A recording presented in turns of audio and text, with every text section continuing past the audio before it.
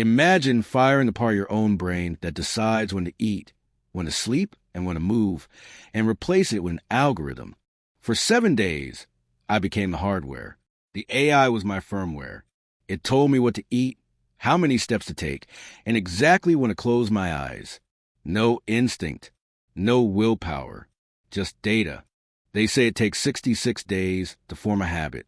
I had 7 days of pure algorithmic obedience, just long enough to trigger something scientists call acute behavioral shock, when your biology pushes back against new rules. The question isn't, can an AI make me healthier? It's weirder than that. What happens when a human body stops listening to itself and starts obeying silicon logic instead? Over the next week, every heartbeat, every craving, every moment of fatigue will feed that algorithm. It will adapt, command, and correct me until either my body or my willpower gives up. This isn't just a test of technology. It's a tug of war between evolution and computation. By day 7, one of us has to win. Here's why this experiment matters now. In 2025, the average person makes over 35,000 micro-decisions a day.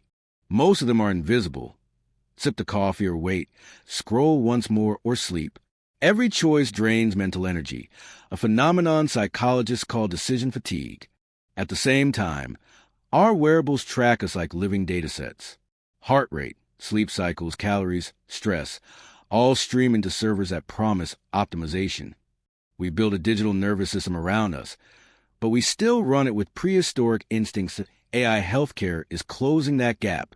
Algorithms are already designing personalized diets, detecting heart failure from a watch, predicting glucose swings before they happen. So what if we let that same intelligence manage all the mundane decisions our bodies constantly negotiate? That's the gamble I took. For 1 week, I handed over my bodily autonomy to an AI coach plugged into my biometrics, my digital twin whispering orders in real time. Eat now, move now, sleep now. If it works, this could preview a future in which humans outsource their well-being the same way we've outsourced navigation and memory. But if it fails, it could reveal something deeper.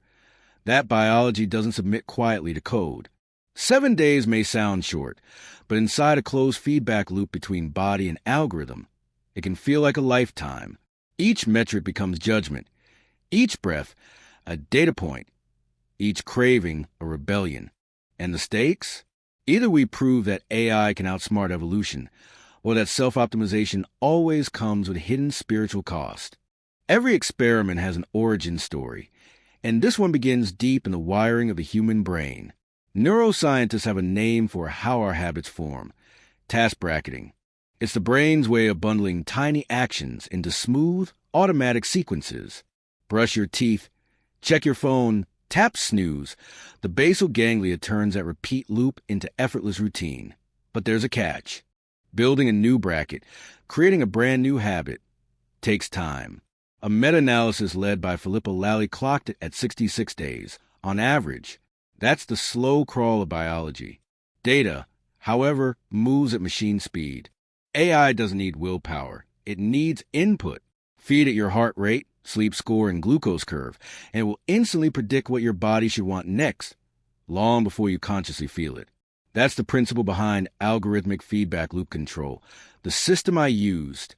Instead of following my interoception, those internal cues that say I'm tired or I'm hungry, I obeyed raw data.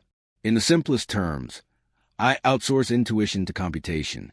I stopped being the CEO of my body and became its employee. Early studies on AI coaching suggest that digital mentors outperform human ones in consistency and compliance. They don't sleep, they don't judge, and they never forget a metric. But scientists also warn of algorithmic pollution, the anxiety that comes from staring at health data too long. It's the paradox of optimization. The more perfectly you measure your life, the less spontaneously you live it. This is the framework behind the 7-day reprogramming, a neural experiment wearing a Fitbit, a psychological stress test disguised as self-improvement. Next, how the system actually works when human instinct collides with algorithmic discipline. So, how do you actually let an algorithm run your body? It starts by building a miniature command center where biology and data meet. My sensors, the watch, the ring, the occasional glucose monitor, became my body surveillance network. Every heartbeat, calorie burn, and restless spin in bed streamed upward into a single datasheet.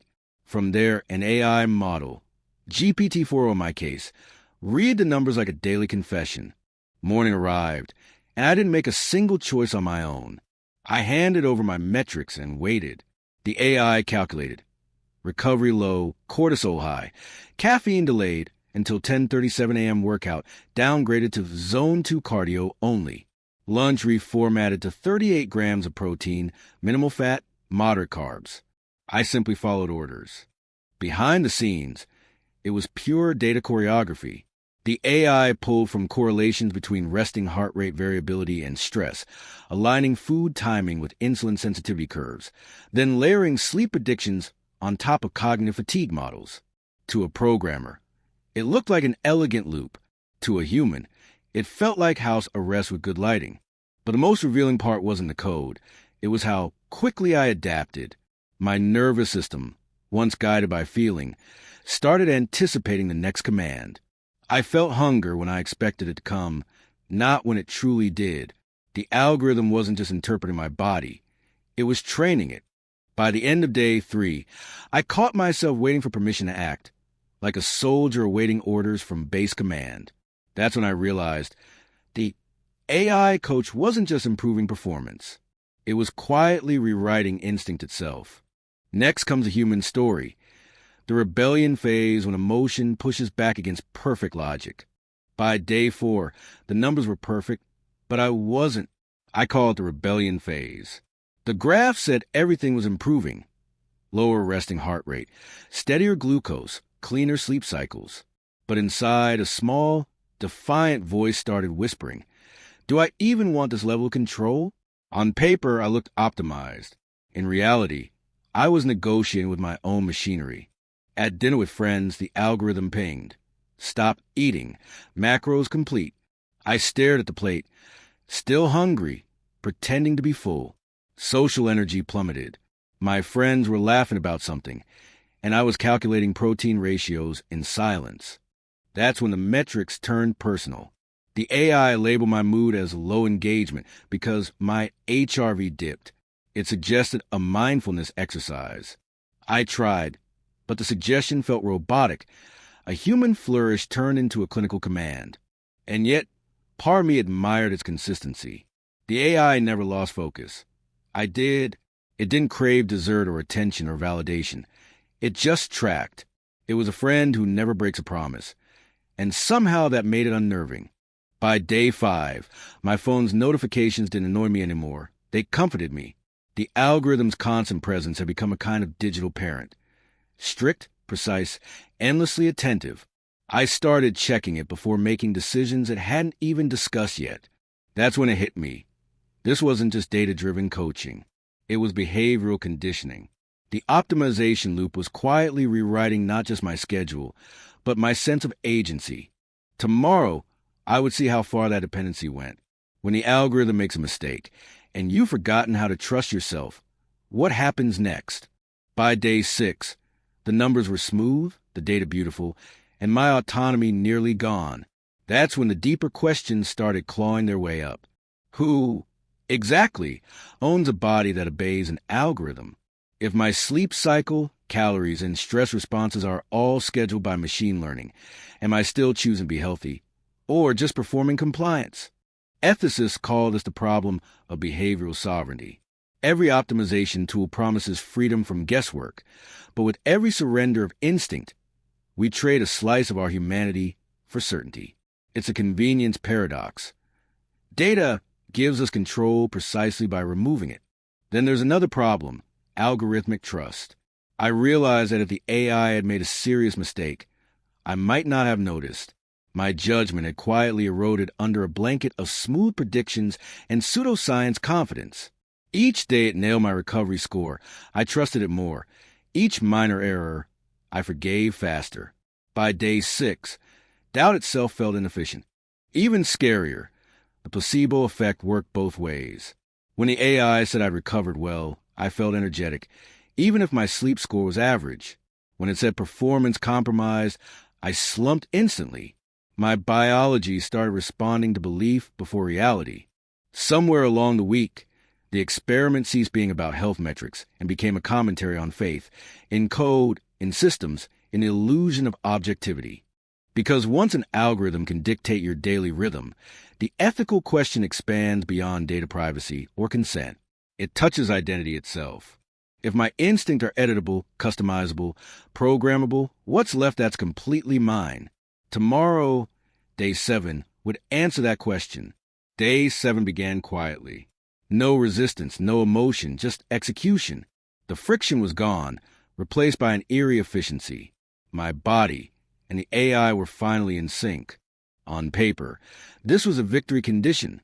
Metrics peaking, recovery optimal, cognitive tests sharper than they've been all week. But it didn't feel like triumph. It felt like assimilation. Something strange had happened overnight. I woke up before the AI's prompt, already anticipating its plan. My brain had internalized its logic. The firmware had seeped into the hardware. What began as outsourcing became integration. And that's when it hit me. This is a trajectory of our species. We already outsource memory to the cloud, attention to algorithms, navigation to GPS. This was just the next frontier, outsourcing the rhythms of the body, biological decision-making, rewritten in machine syntax. The data proved one thing. The AI didn't perform magic. It simply enforced the obvious. Sleep more, stress less, eat clean, move daily. The real breakthrough wasn't optimization. It was obedience. The algorithm forced me to do the boring basics that human inconsistency resists. But there was a cost. Somewhere in the quiet perfection of routine, the human spark dimmed a little. The spontaneity, the intuition, the messy irrationality that makes life unpredictable and, ironically, meaningful. So after 7 days, I fired the algorithm and rehired myself.